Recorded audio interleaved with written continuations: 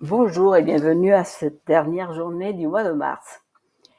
Je vais commencer directement avec l'analyse et pour ceux qui restent jusqu'à la fin, je vais un tout petit peu parler de ce que je fais, comment je le fais, parce que je pense qu'il y a peut-être des personnes qui se méprennent par rapport à pourquoi je fais ces vidéos. Mais rentrons dans l'analyse tout de suite. Donc voilà notre graphique du jour, enfin sur base journalière. Qu'est-ce qu'on peut dire? Que ici, on a tout simplement, on est comme on était jusqu'à hier, donc ça n'a pas changé. Le plus haut reste celui qu'on avait déjà, c'est-à-dire on a clôturé, je pense qu'il y a 7 dollars de différence entre ce haut et celui-ci. Est-ce que c'est suffisant pour parler d'un plus haut? Moi, je me méfierais de ça. Donc pour moi, on n'a pas dépassé les hauts. Évidemment, c'est encore trop tôt pour dire que ce ne sera pas le cas, en regardant tout simplement ceci, étant donné que hier on est venu revoir le 9, on a clôturé vraiment assez haut à niveau de cette barre. Donc tout ça pourrait être quelque chose comme ceci, par exemple. Voilà. Il faut voir ce qui va se passer aujourd'hui. Donc, qu'est-ce qu'il faut attendre pour avoir une idée précise? D'une part, si la journée d'aujourd'hui venait clôturer par ici, on peut se dire que ça aurait été un haut de nouveau et aussi haut que celui-ci, donc on est encore sur la fourchette. Et espérer voir si on a une clôture. Et là, on va laisser ce box parce que c'est une région qui est un bon support, mais je veux indiquer le niveau du bas. Donc ici, donc pour l'instant, ça c'est notre bas important. Donc, si on doit rester dans une situation haussière dans cette fourchette, il faudrait que on ait un bas plus haut que celui-ci. Voilà comment j'analyse les choses. Si ça arrive, ben on peut continuer, on peut à un moment donné, de toute façon, on va sortir de la fourchette. Mais pour l'instant, on ne sait pas vraiment. Ici, je dirais qu'on peut parfaitement aller revoir le 9 encore. On pourrait toucher ici, oui, aussi. Il faut attendre la clôture. Je vais regarder ce qu'ils me disent les indicateurs, s'ils disent quelque chose. Mais pour l'instant, ils sont aussi peu concluants, à mon avis, que ce qu'on est en train de voir là. Le stochastique est très haut, vers le bas, mais il suffit d'un petit mouvement vers la hausse, vers 28 et quelques probablement, pour que ça reparte. Donc on pourrait être dans des situations comme ça. Ou plutôt ici, ce serait plus vraisemblable, ou là où on a encore un spike vers le haut. La volatilité est très basse, donc ça nous dit, est très loin d'aller vers la moyenne mobile. D'ailleurs, la moyenne mobile devrait encore baisser. C'est beaucoup plus rassurant si on a ce type de situation, et là on repart, et là on sait que la volatilité vraiment reprend. Donc la journée n'est pas concluante. Ça n'a pas changé par rapport à hier, et l'idée logique, c'est de continuer à prendre des positions entre ce haut, et je dirais que là maintenant, ces niveaux. Donc ça n'a pas changé. Est-ce que si... Ah non, je voulais aussi voir, excusez-moi, vous savez, j'ai oublié ici. Donc regardons le daily.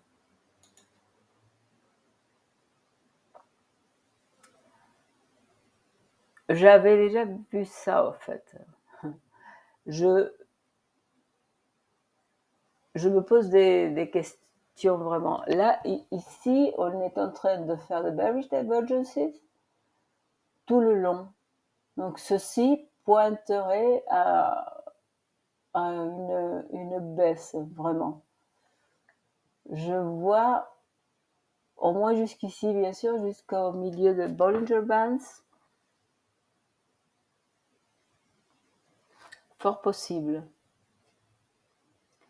Cela étant dit, il faut encore, je suis conservatrice là parce que il faudrait voir un tout petit peu ce qui. Aujourd'hui, quelques chiffres cet après-midi, ça peut bousculer le marché, mais vous voyez, la tendance commence à s'estomper.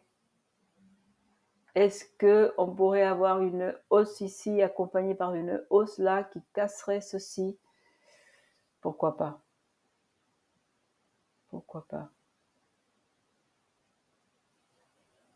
Donc je me donnerai le bénéfice du doute, mais honnêtement, je ne vous dirai pas de regarder ça dans les prochaines séances. Je veux regarder à niveau des RSI, bon, le 12 heures, vous voyez, est déjà sorti de cette situation. Ici, il n'y a plus de divergence. Évidemment, on pourrait parler d'une divergence ici, mais pour la confirmer, il faudrait qu'on vienne clôturer beaucoup plus bas. Autrement, il n'y en aura pas. Donc, on reste là-dessus. Donc, le 12 heures, peut-être, est en train de nous aider un peu plus à analyser comment la journée peut comment le daily peut vraiment se clôturer.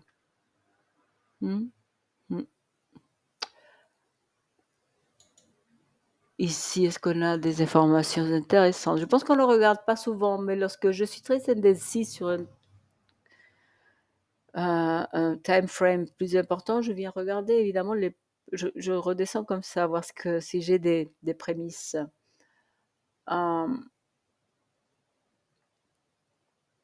le stochastique c'est à la hausse et la volatilité est vraiment moyenne. Donc ici, on va probablement retester la moyenne mobile. Ça peut repartir ou redescendre. Donc on voit pas grand-chose là. Mais par contre, ce qu'on voit, c'est que pour le moment, le stochastique s'est orienté à la hausse. Probablement aussi, je suppose, je dirais qu'on va devoir, si on remonte vers ces niveaux de 500, 600, 700, ça va clairement continuer, oui. Et pour aller vers le bas, il faudrait vraiment une clôture au-dessous, oui, à des niveaux comme ceux qu'on a eu là. Autrement, pour l'instant, on a un petit low ici et on est reparti à la baisse. Donc, sur le 12 heures, on peut se dire que si on doit continuer la hausse, on ne veut pas un low plus low que celui-ci. Voilà, ça nous donne un peu une fourchette un peu plus intéressante, plus restreinte que celle qu'on a sur la journée, ce qui est logique. Et ça m'aide. Donc là, voilà. Je pense que là, on a vu quelque chose qui peut nous aider. Ensuite, le 4 heures. Ok, 4 heures.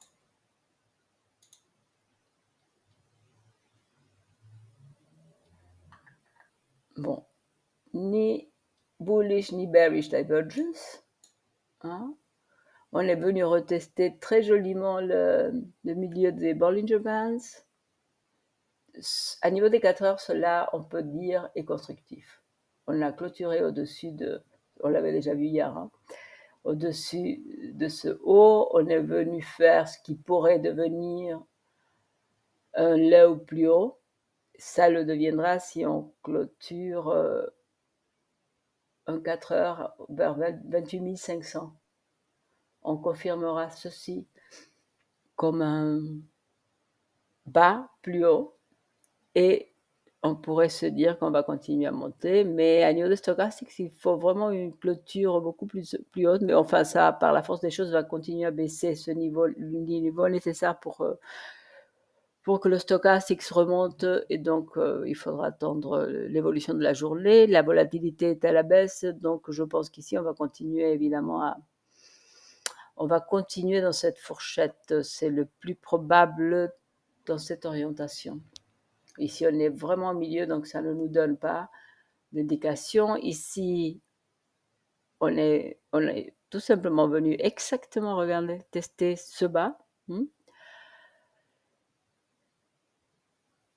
Donc oui, intéressant de se retrouver. C'est suffisant pour faire un petit trade de 27,8 à 28,6 avec un peu de leverage. Ouais, on aura gagné notre journée déjà, si on l'a fait. Est-ce que l'heure, ça vaut la peine vraiment de regarder? Ça vaut toujours la peine, me direz-vous. Donc on va le faire.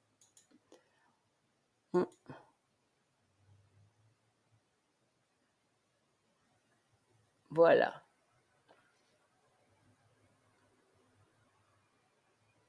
Donc ici, hier soir avec cette chute ici, le 9 est passé au-dessous du 21. On reste, on touche le 55, le 9 touche le 55 et ça, ce qui est intéressant ici, c'est voir si on va continuer à baisser ou si le 9 va amorcer une hausse en poussant tout de nouveau vers le haut.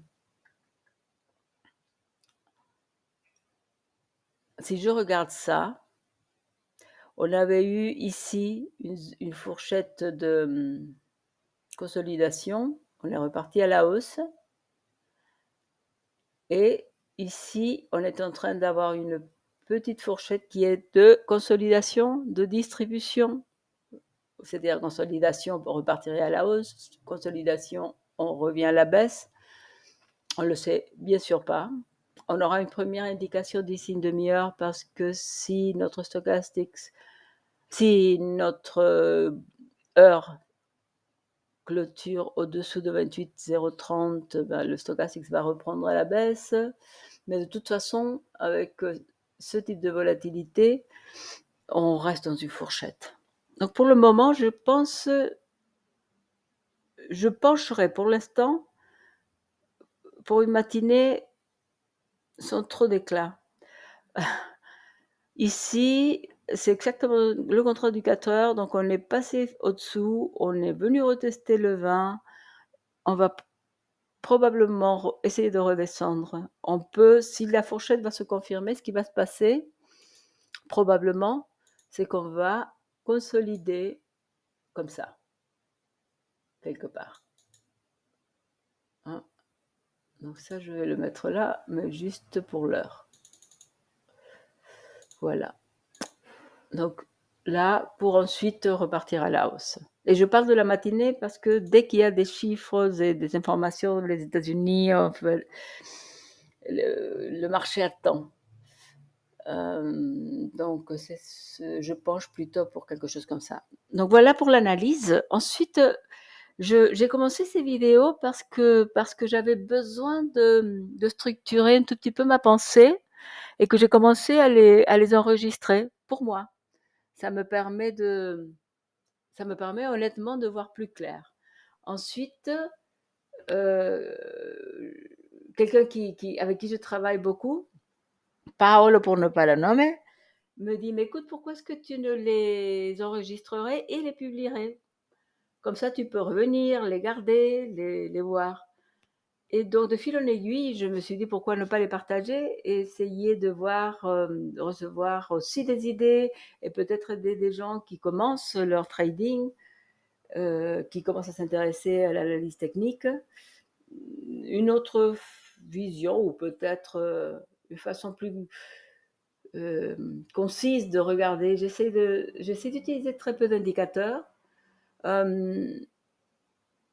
Je crois que l'action des prix nous donne déjà énormément d'informations. Je me laisse polluer facilement par les fondamentaux, donc ce qui fait la Fed aussi. Et je pense que c'est une très mauvaise idée parce que ça, on ne peut pas le trader. Lorsque je pense qu'il y aurait un gros mouvement de suite à des informations, tout simplement, je ferme mes positions ou je les réduis tellement que ça n'a plus d'intérêt. Mais trader, je n'ai pas d'insider information, donc je ne me sens pas du tout capable de trader des fondamentaux et je souhaite pas le faire, je ne le fais pas. Ensuite, il ne s'agit pas pour moi d'être dans des conversations avec des internautes en permanence, c'est pas tout à fait mon style. Je suis pas quelqu'un fondamentalement de solitaire, mais je suis quelqu'un qui a besoin de réfléchir un peu en solo et ensuite, en parler. Je pense que le trading ne se fait pas à plusieurs. Même si on regarde les mêmes indicateurs, on a un œil qui regarde un chart et cet œil, il est le nôtre et il nous donne non, on voit des choses que d'autres ne voient pas et les autres voient des choses que nous ne voyons pas mais qu'on ne saurait pas expliquer. Et quelqu'un m'a demandé partager mes trades. Il y a des gens qui le font. Ugly Out Goat, par exemple, je trouve qu'il est génial. Il a un talent fou, un feeling incroyable des mouvements et il publie ses mouvements. À un moment donné, je le regardais beaucoup, mais je me rends compte que ça, et ça c'est moi, hein, c'est pas valable pour vous forcément, je suivre ce que quelqu'un d'autre fait en termes de prendre les mêmes positions. À mon avis, ça marche pas. Ça ne marche pas parce que évidemment, on peut ouvrir la même position, mais on pourra jamais, jamais gérer de la même façon parce qu'il le fera sans vous le dire. Il peut pas vous le dire. Donc il va pas vous appeler, vous dire allez, on va fermer notre position, on va sortir, on va hedger, on va ceci, on va cela. Donc vous allez vous retrouver en porte-à-faux et vous n'aurez pas l'analyse que l'autre a faite afin de pouvoir corriger l'erreur s'il y en a ou prendre vos profits là où il faut les prendre. Donc, de ce point de vue-là, je ne crois pas au partage de mes positions, ni des miennes, ni de personne.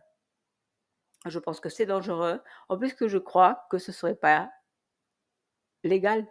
Le conseil financier est quelque chose de très, très, très surveillé et pour cause. Donc voilà. En tout cas, je vous remercie. J'adore ce que je suis en train de faire. Ça m'enthousiasme de savoir qu'il y a des gens qui trouvent de la valeur dans ce que je fais. Je ne veux pas fâcher les gens en leur disant que on ne pas parce que je n'ai pas le temps ou de regarder tous les commentaires personnels. Je m'engage vraiment à répondre sur TradingView, à répondre à des commentaires sur YouTube, mais pas à des commentaires personnels parce que je passerai ma journée à ça et ce n'est pas mon objectif. Donc en tout cas, merci beaucoup pour vos commentaires de nouveau. J'espère que vous allez continuer, de plus en plus nombreux si possible. Ça me fait énormément plaisir, bien sûr. Ça, c'est sûrement mon ego. Continuez à booster, à liker sur YouTube et à supporter ma chaîne si vous le voulez. Je vous souhaite une bonne journée. C'est la fin du mois, la fin du trimestre. On va en parler lundi. Merci encore. Bonne journée.